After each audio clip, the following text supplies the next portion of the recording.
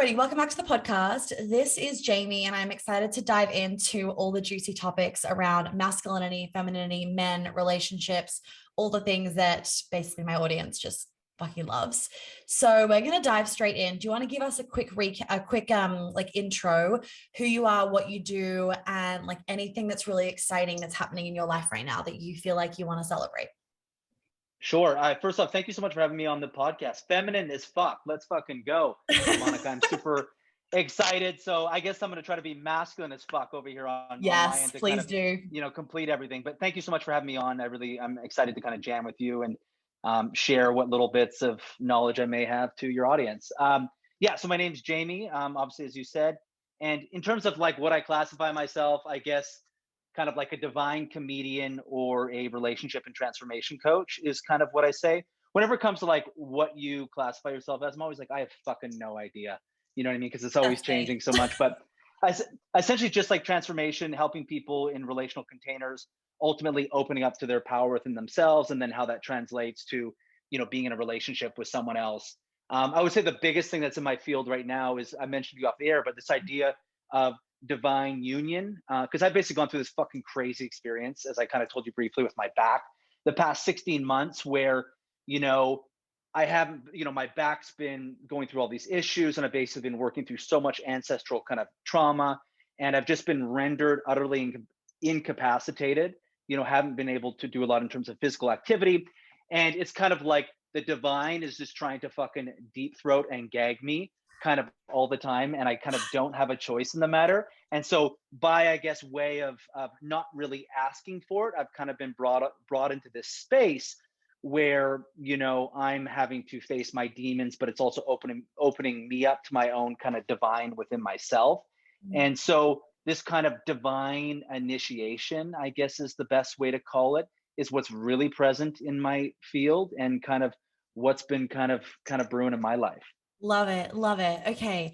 So let's just dive straight in. And I guess on kind of let's do it. Like divine sacred union and commitment, and something that like I've been talking about lately. I love it. Roll the sleeves up. We're fucking ready. So, there is nothing sexier than when a man fucking commits to a woman. And I feel like for a lot of people, especially a lot of people in the coaching community, they have like found their fucking person in 2022 or like the end of 2021. Like there was some serious purging between 2020 and 2021, and there has just been this new level of commitment that has come through for a lot of people.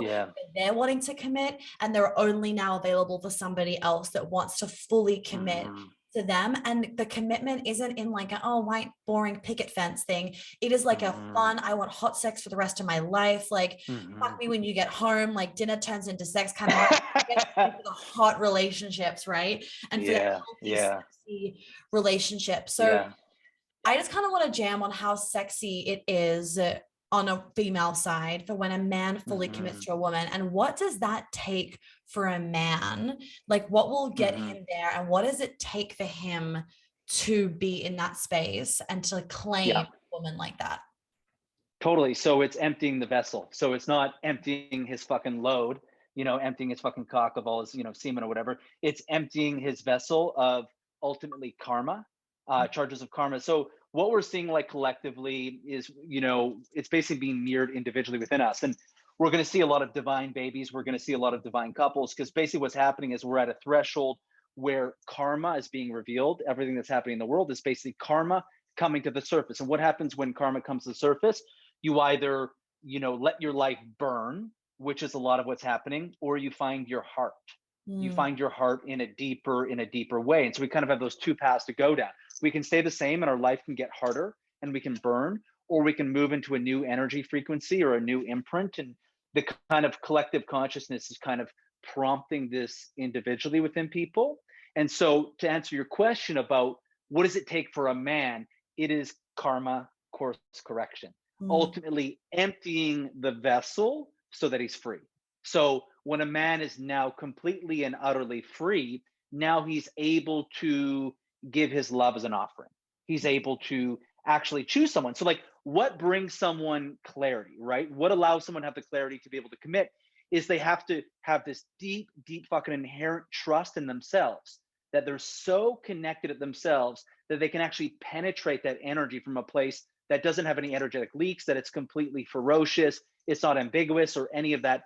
And it requires a guy to ultimately put his grief in his balls, Mm. ultimately take the deepest fucking layers of your grief, have it descend downwards, put it into your cock. When a guy puts his grief into his cock, now he has more of this divine frequency coming through and he can actually claim his life, right? So, like, claiming his woman is just one part of it, but it's about what do I want to contribute to the world? Like, what's my sacred offering? How do I want to show up in community? What's my own connection to my heart and soul? And then, kind of a big beneficiary of that is that he actually has the power to claim and choose. So, a guy, the more that he empties, the more that he grounds in his body. And when I say empties, meaning moving more of the cerebral energy into the body and excavating a lot of karma. What's karma? Karma is like stuck energy. Mm. So right now, as karma comes, we're asked to kind of move the karma, excavate the karma. And what happens when karma moves and excavates? Something divine begins to break through. And so that's where I really feel that kind of potency that you're talking about with choosing and claiming is people are having to work through really difficult karma and get really clear about what they want, probably in a way they never had before in their life. Okay, so if we were to break that down into like very human language, like as an example with basically what Yeah. you're saying is like a man is not going to commit to a woman until he has his shit sorted. So that means like his career, his purpose, his finances, like he has to have committed to himself, right? And like really take all the power back to himself, trust himself, like do himself before he can fully give to a woman. And like what you're saying, Yeah. like penetrate a woman and have that confidence to do that. So if you were to break down what you were just saying into like normal, Mhm. like everyday dude language, what would that look like, or what would that be like? Well, I think every guy's different, right? Because I think some people want to build kind of their kingdom with Mhm. quote unquote a queen, and they want to rise with her, and so that's a much different container and imprint versus some guys want to have their kingdom and then quote unquote bring a queen into that kingdom. So there's some guys who are like, I need to accept this amount of money and be this far along in my career, and that's kind of a very surface way to look at kind of this whole thing because you know quote unquote having your career together, quote unquote, being in a place in your life. Those are really important things, but ultimately, those don't really ultimately show where we are, quote unquote, in our divine masculine. Right, So right. if I would really break down from more of a divine energy, and it's ultimately a man needs to learn how to father his inner child Mm. because we'll never be able to penetrate a lover. We'll never be able to bring our gift to the world if we don't know how to father our inner child. We don't know how to father these aspects of ourselves. So, it really depends, obviously, on a guy if he wants to build the kingdom with someone or he wants to kind of call in someone. But ultimately, I would say that it's a guy needs to have the capacity to father his younger parts. And Mhm. then he's actually ready to commit to a relationship because he's learned to commit to himself. And so it's really just, I feel, about the capacity to trust yourself and commit to yourself kind of at that really, really deep level. Beautiful. Okay. And what do you feel like holds them back from making these commitments, like even to themselves? Well, so a lot of times I feel like guys are not going to do things until they know that they're going to succeed at them. Mm. And so guys want to do something where they know that they're going to be successful. And the thing is, and I think that applies to relationships too, is, and where you're referencing is like, Mm. that's where potentially, where's my bank account? Where am I at in my career? Am I far enough along to want to have kids? So like, a guy's going to, want a lot of times to be at a certain place where he knows he's going to be able to be successful. And so relationally, what's going to allow a guy to be successful? Ultimately, the biggest thing is there has to be a big self discovery. Yeah. We have to kind of go on this self discovery because what is the ultimate thing a guy wants? So his career and money is one way to ultimately achieve something, and he's trying to achieve freedom. Mhm. Men are always trying to achieve freedom, but Right. I think the ultimate goal of the masculine, and really, if we're talking about a divine masculine, is learning how to actually achieve freedom through consciousness Mm. and actually freedom through the body. So obviously, money, career, those are important aspects of freedom, but those are kind of more surface level aspects of freedom. And sometimes men can get lost in those pursuits when they maybe feel trapped internally. And so I think ultimately, what really makes a guy ready for quote unquote the relationship, at least in a way that he can contribute energetically, probably in the way that he wants, is he wants to be far enough along in his own self-discovery that he's kind of almost learned to free his own consciousness so Mm. that he no longer, relies at least as much on maybe these other avenues or maybe some more of these surface Correct. pursuits to find freedom. Yeah. I totally second that. And that self-discovery can be obviously different for everyone. Yeah. And I want to preface that, like, it doesn't mean that the guy that you're with has to go and do like a million different shamanic retreats for that to happen. Like, the self-discovery can happen in different ways for everybody. But I 1000%, like, I've been in many relationships, dated many different guys, and the one that I'm with, honestly, the Hmm. reason why why we are so amazing and that he is so amazing and that Hmm. the relationship is so healthy is because he went through a situation that made Hmm. him look at himself. And Completely.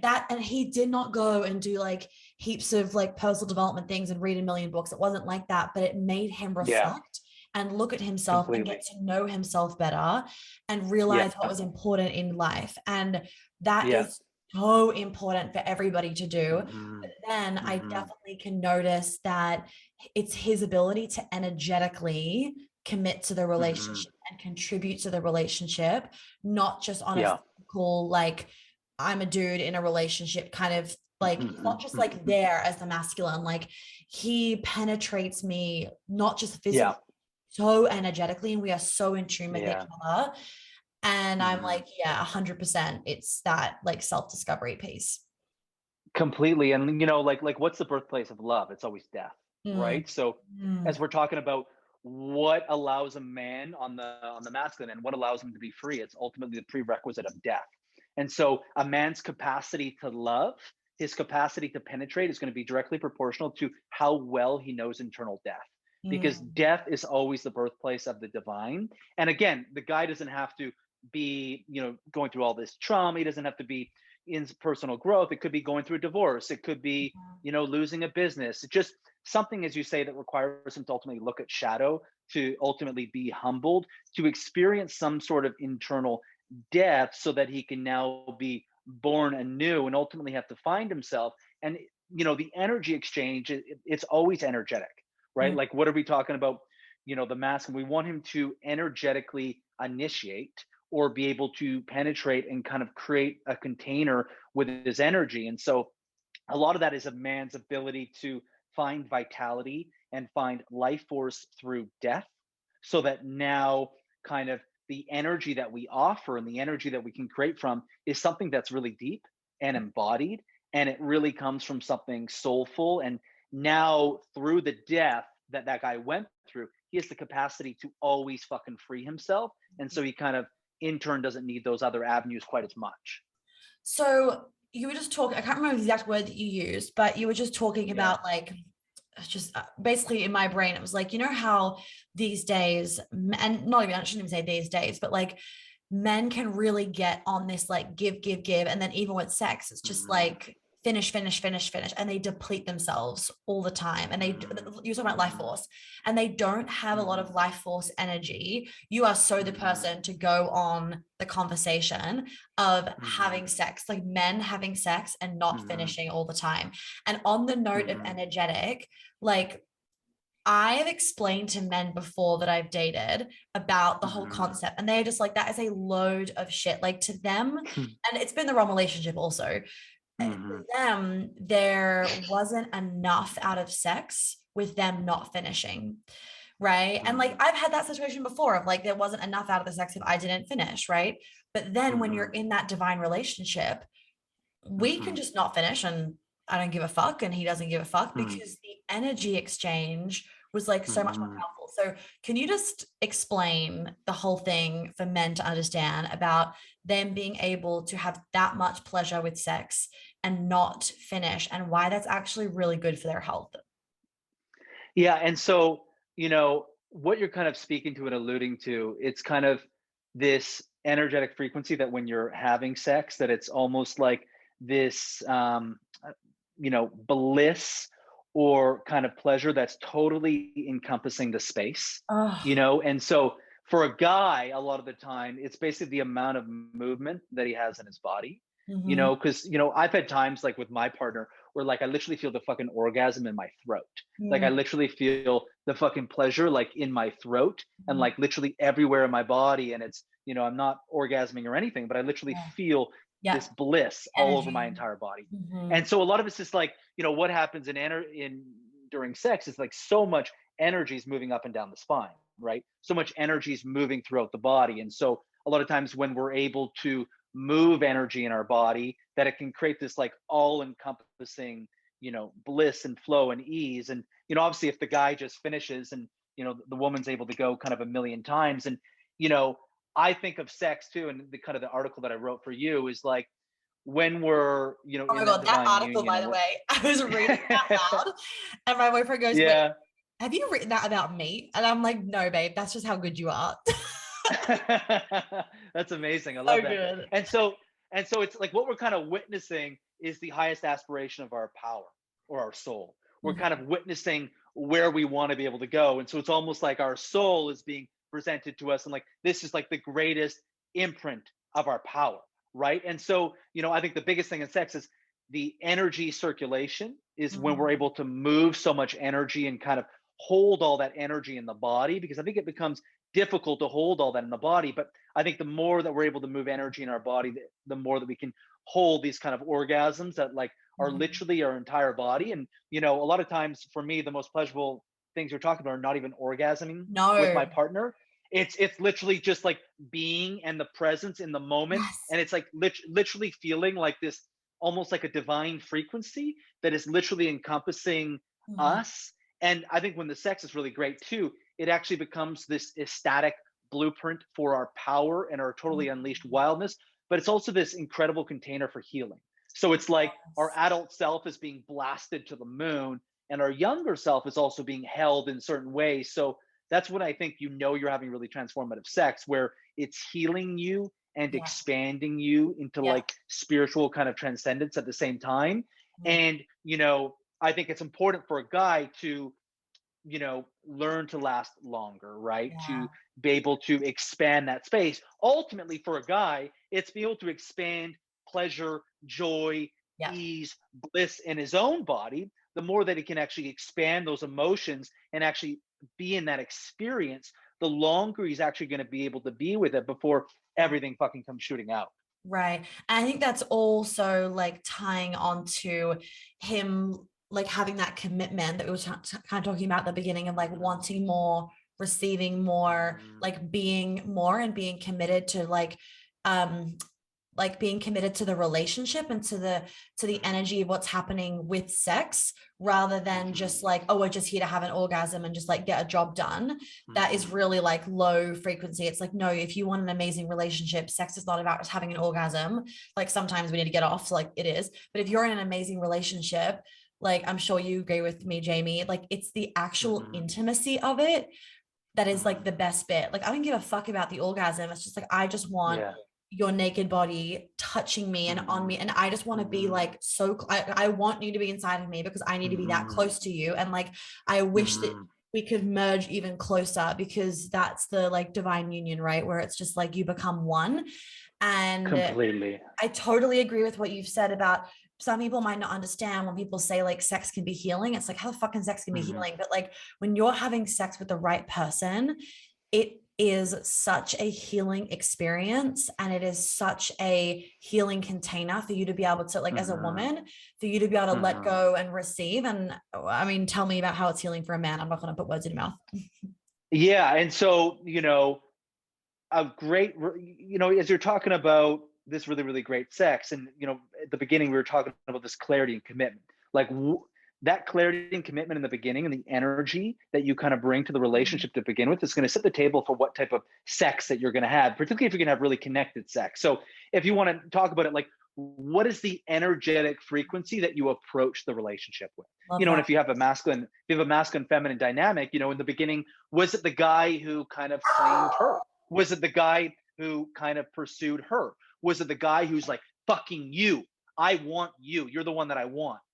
So it's like, what is that energy like? And the ferocity of clarity that we approach the container is going to determine the type of sex that we're going to have, right? Because the whole relationship is foreplay for sex, right? So if we're approaching it with, just unwavering commitment and absolute clarity, it's probably a lot more likely we're going to go into the bedroom and we're going to expand our entire relationship, as you say, and it kind of further expands the intimacy.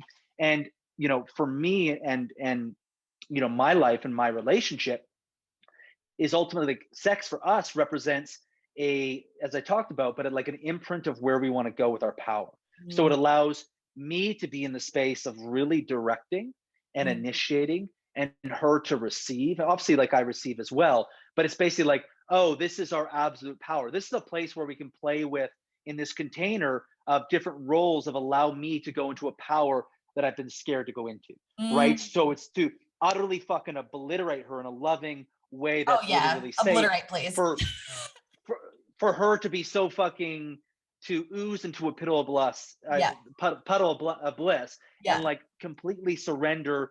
And like, for example, like, if I'm fucking her from behind or something, and she's bent over a bed and I have my hands on her throat or something, like, that's her feeling in her power and me feeling in my power. So that's a way that we get to play with energetics that are about our ultimate soul essence's power, right? And so what we're being shown usually through the roles that we desire sexually is ultimately something that we're wanting to step into. And that can be so, because it's so healing and inherently, oh, I get to be in my absolute masculine power in a way that I get to hold that in my body. And so now sex becomes this portal to the divine, where we get to open the energetics of the ultimate imprint that both parties are wanting to step into, particularly if they're really sexually aligned as well. And I always talk about this because, like, society now, it's like, you are like, if you're a woman, it's like you are almost shamed and looked down upon if you're like, if you want to be really fucking submissive, right?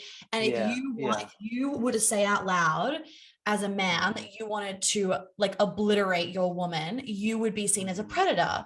And it's interesting because then we shut down these parts of ourselves that's our natural inherent desire as, like, a feminine woman and a masculine being.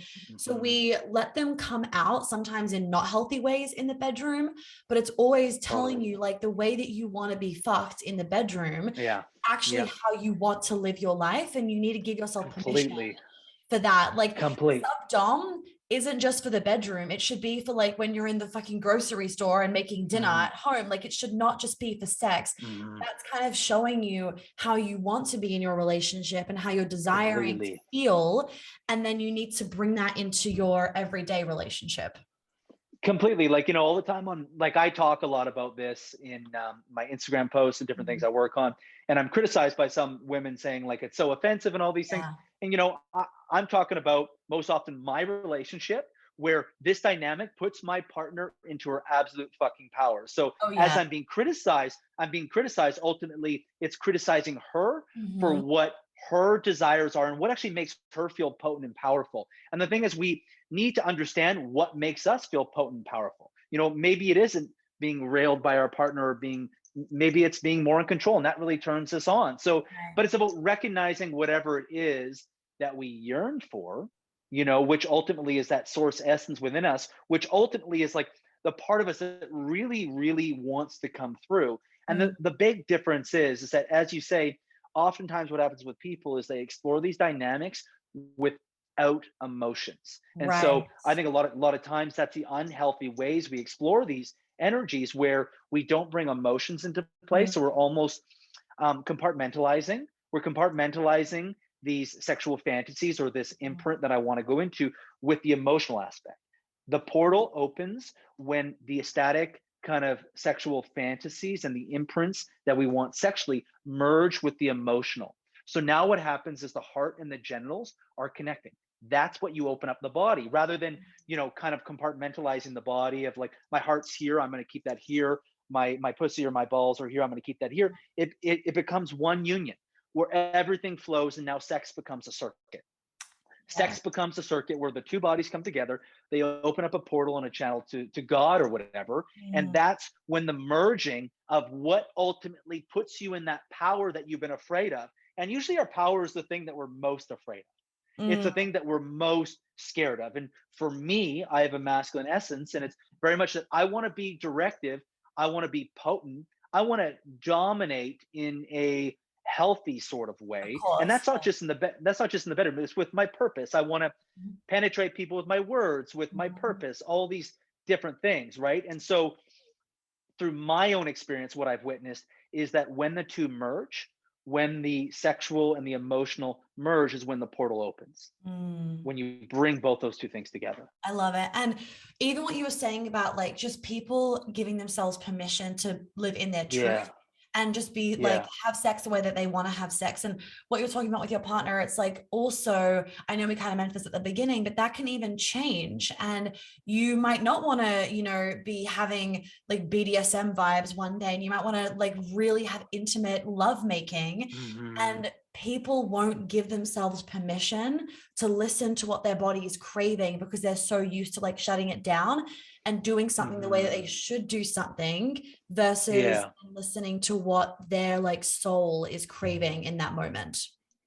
Completely. Like sex is soul work. Mm, Sex is like the ultimate soul work. It's like, as you say, like one day, you're gonna be fucking a bush, or you're gonna fuck in a bathroom at a restaurant, like on yeah. your anniversary, and then you're gonna have really slow, tender lovemaking. And so I think that's what makes really great sex, is that there's Yeah. variety, is that two people are in tune with their bodies and they're able just to follow wherever that's leading to them. Right. And so Yes. whenever people kind of condemn, what makes people feel powerful sexually, ultimately what they're doing is they're condemning someone's connection to their own soul. And Mm. usually people who want to criticize and condemn people for what makes them powerful sexually are people that are quite repressed to their own soul, or quite I was about to say, kind of disconnected. condemning their own desires. Like they're probably being triggered by it and they're shutting it down. Completely. They crave that, but they're like, no, it's wrong because that's in their head. So they shut down their own desires. Completely. So, it's essentially soul work. So, like, yeah, like we are condemning someone's relationship for the full expansion of their soul, for the full expansion of their desires. And, maybe we're not actually listening to what's your experience like? How Mm, does it make you feel? Right. But everyone filters through their own lens. And ultimately, what people do is they're going to condemn and criticize anything that they don't understand, or anything that maybe they don't want to look at. So, we're going to try to bring things into our own realm of understanding. Anything that goes outside of that, we're going to condemn, criticize, because it's a way of trying to make ourselves feel safe. But, you know, it's all about just whatever makes someone feel completely in their power. I love that. I love that. Okay, so jumping to other like men and women stuff is what does a masculine man look for in a woman when he's like thinking You, about like I want to like find my queen? What would a masculine man look for in a woman? there's obviously like a lot of things. And, I would say a big thing for me, with my partner was, obviously there's this thing that I've been feeling a lot of, and this is my experience, but it's this patience. Mm, It's this patience, and I think this is what a lot of us need, is we need someone actually to be patient with us, to love us. Meaning giving us the space to come into our own within the relationship. And so it's kind of this equal parts that I felt, where it's this compassion and this nurturing, but also this challenge. There's also this challenge. And this is what I felt in my relationship, which has really stood out, where there's space for me to like learn to relate to my inner child, to feel worthy of love. But it's also this challenge to call me forward in certain areas. So it's that mix of her being able to hold me in ways that I've never been held, but also calling me forward in ways that I've never been held. So it's this idea where, say we're rubbing up against our shadow or parts of ourselves that feel unworthy. We have someone who's gentle, patient, and nurturing enough with us to love those parts in a way that they've never been loved, but also calling us forward to reparent ourselves, to take care of our shit, to be able to learn how to be self-sufficient. And so it's kind of that equal parts, between those two energies of calling us forward into more integrity. And like that's been the biggest thing for me in this current relationship, is that I feel more held that I've ever been, but there's also been enough safety in calling forward for me to step into my power and my ability to be self-sufficient in a way that I never have. And I think, that idea of being held with compassion, nurturing, and challenge calling you Yeah. forward. Both those things existing together is so powerful because it gives you space to, love yourself and give the love you want, but also to step into your power and to challenge yourself and heal aspects of yourself that you've never healed. That's a healthy relationship, right? Healthy relationships are fucking hard because the other Yeah. person isn't going to let you get away with your bullshit or with not being the best version of yourself, but at the same time they're going to like nurture you and support you in getting there. They want you to be your best self and they want to be their best self. So like it's beautiful though, because that's a relationship with growth, right? You're going to both constantly grow. Things aren't going to feel fucking stale because you're both having that mindset of I want to be a better version of myself. I Yeah. want to create more success, more love, more blah blah blah blah, and just continuously growing.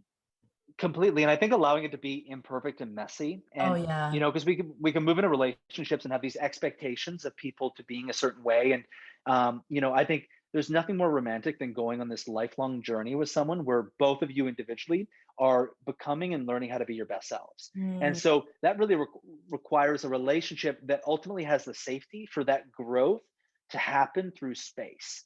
And so the biggest thing, like in my relationship, I think, is this idea of adaptability, where we can constantly adapt in our relationship. Challenges come. How do we work through those things? Because adaptability is your ability to die and be reborn constantly. Like, the art of loving is the art of dying, constantly dying, because there's all these mini deaths that happen throughout the right. relationship. And how do you adapt and move through that to create a new birth? And I think what makes really successful, healthy relationships is that adaptability, where it's not on this expectation or pedestal where we're bringing all the charges from the past, where we're actually really fucking living in reality. And Yeah. when you live in reality, you can actually begin to create. You're actually beginning to create a love and relationship, where you're not expecting each other to be perfect, and the Yeah. art of repair. And so, really, a lot giving fucking, the space for that relationship to be messy is so fucking I big. love that. I love that. So when it comes to like emasculation, you know that I'm like big on women learning how to not Yeah. emasculate men, and just like as a Yeah. society, we really emasculate men. Um, Yeah. what does that feel like for you when you've been emasculated before? I always love to ask this question. What does it feel like? Yeah. It feels it further exasperates your own shame. You know what I mean? Mm, It further exasperates your own shame. And what's underneath shame a lot of time is just deep grief. yeah. For me, what's underneath my shame is a lot of deep grief, and Mm, it's yearning. Ultimately, it's my yearning to want to be in my power. So, like, what is like emasculation? What allows a man to be powerful? It's allowing him to be the hero. It's allowing him to be his own hero. And yeah. when you don't allow a man to be his own hero, sometimes even you're a hero, Yeah. you're Be my emasculating him. hero. Yeah, exactly. Right, right. And so a lot of shame comes up, and what's underneath that shame is probably a lot of grief or a lot of anger, Mm, that I want to know what it's like to be in my power, but I'm mhm. not really getting an opportunity. And why are we not getting an opportunity? Probably because the person on the other end is not able to receive. So the person's going to emasculate and be in that arena, because if they're emasculating and they're, severing a guy's power, what they're ultimately doing is they're negating or avoiding any opportunity to put themselves in a position to have to receive, and then they'd be facing their own shit. And then we just also throw on men. There are no good men. Men aren't this, men aren't that. Where's all the chivalry? Whilst we emasculate them at the same time. So you guys are just in this perpetual cycle of what the fuck am I meant to be doing as a man? Completely. There's so many mixed fucking, signals. And again, it comes down to what we're talking about. It comes down to a couple things: our connection to our own heart and all the guards and protection we have for our own heart, and what fucking turns us on. Like, what do we desire? So, if women are criticizing men, ultimately the question I would love to ask is, what is your relationship to your own desires?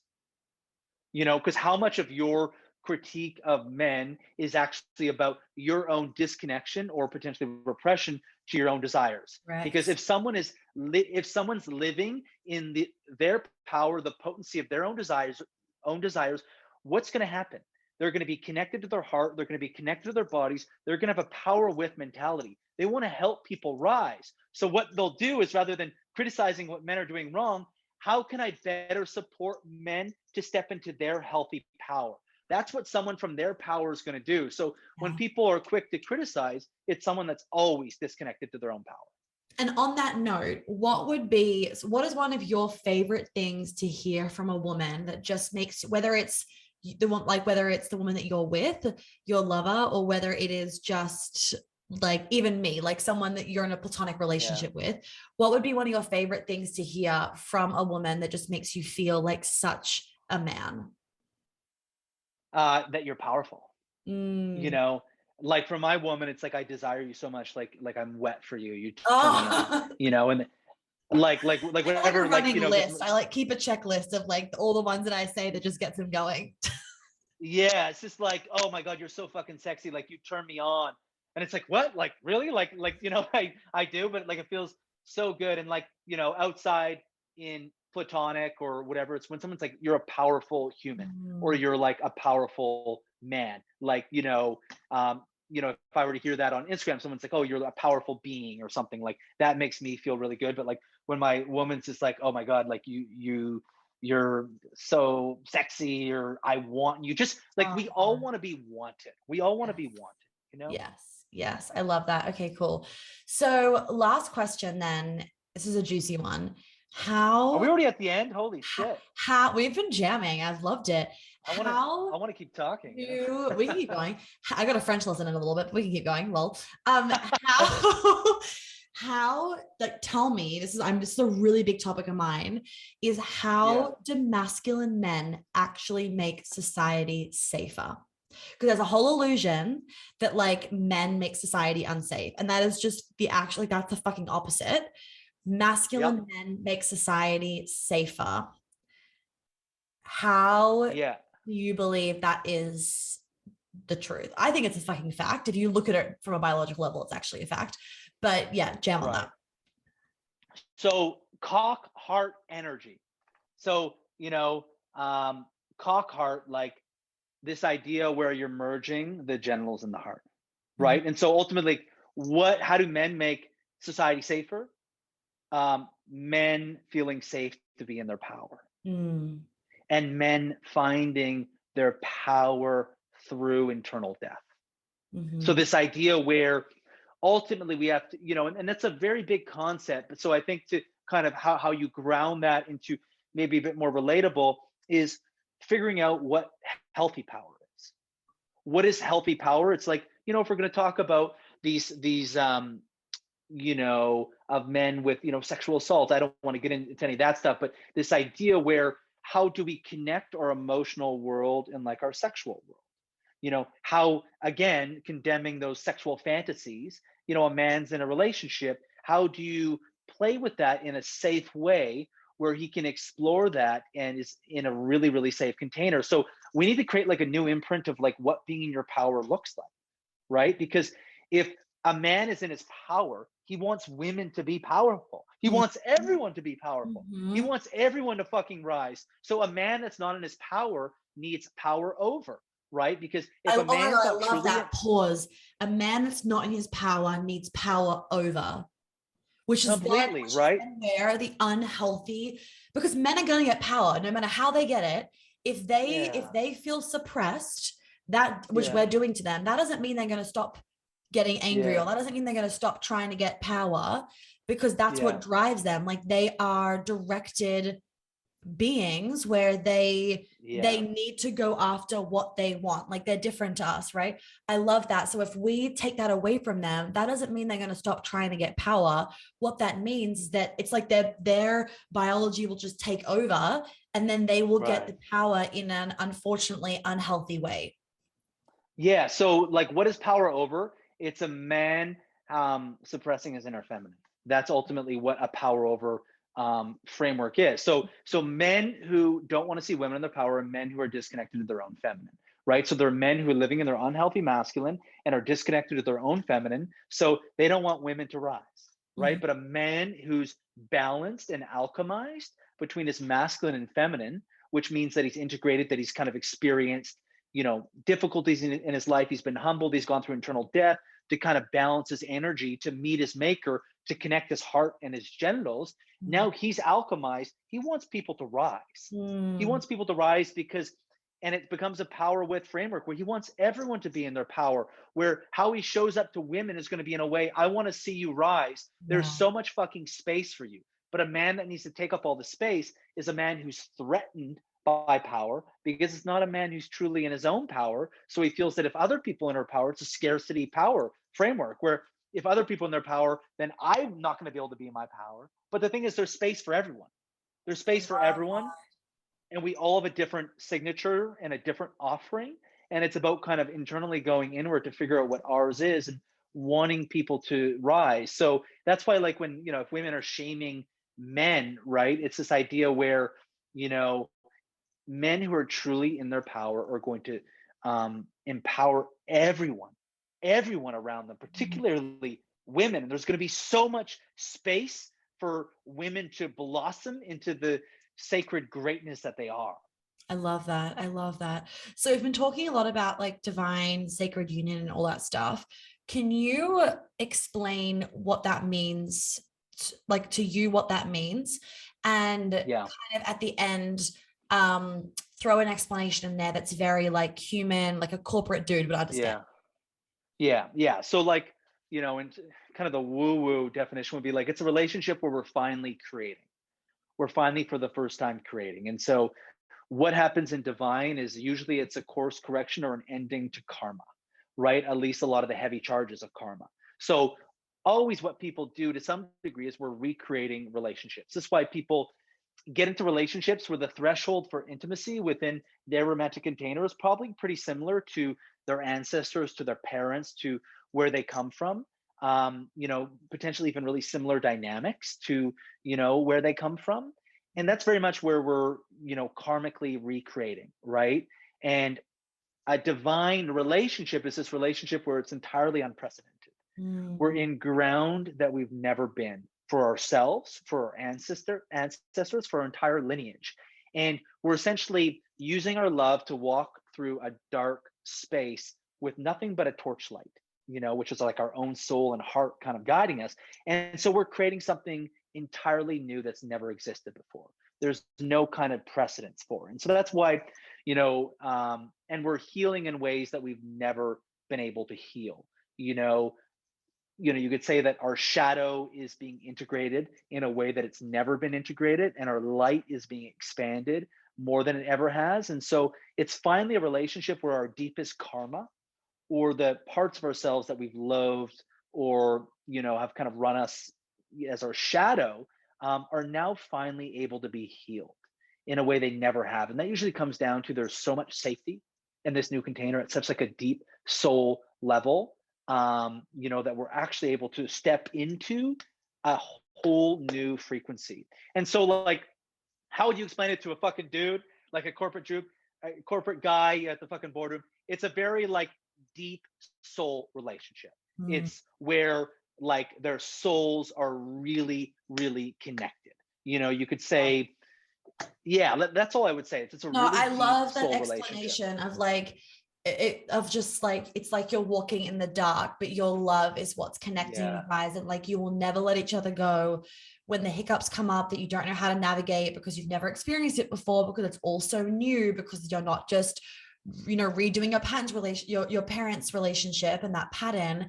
You know yeah, that you've got your person there and that you're going to navigate it together and that you're going to accomplish everything together, and you're good, and he's yeah, there for you, she's there for you, like you just yeah. have someone to crush life with and lean on. I love that explanation that you gave. Yeah, it's basically like we're building a new world, right? Mm, And that's why you're seeing all these divine relationships happening. mm, Literally, like, in a symbolic sense, what is happening, the world is burning and dying. yeah. Everything is dying, and these divine relationships are stepping into, and their love is literally building a whole new planet, a whole new Wow. world, a whole new kingdom. And that's what's happening in the whole collective consciousness, where divine relationships are building a completely new world. And that's really what's happening in a very symbolic sense in the world right now. That's why we're seeing all these relationships. That's why everyone's so fucked up, because internally, all our karma is being awoken and being like, we're asked to try and transmute that karma into something divine, which ultimately is just like your best self, your highest self, Right. the self that you've always wanted to be, that you've always wanted to be, but just haven't been able to step into for whatever reason? I love that. Oh, Jamie, thank you so much for your time today. Can you please Of share with course. everybody how they can find you, how they can work with you, how they can get in touch with you, all the important things? Yeah, so I would say just for people to come find me right now on Instagram. Mhm. I don't know if you're gonna link that I'll or if put all I links should. below. Yeah, all so everyone can just Yeah, put links below. completely. So just find me on Instagram, and and you can just see what I kind of post there.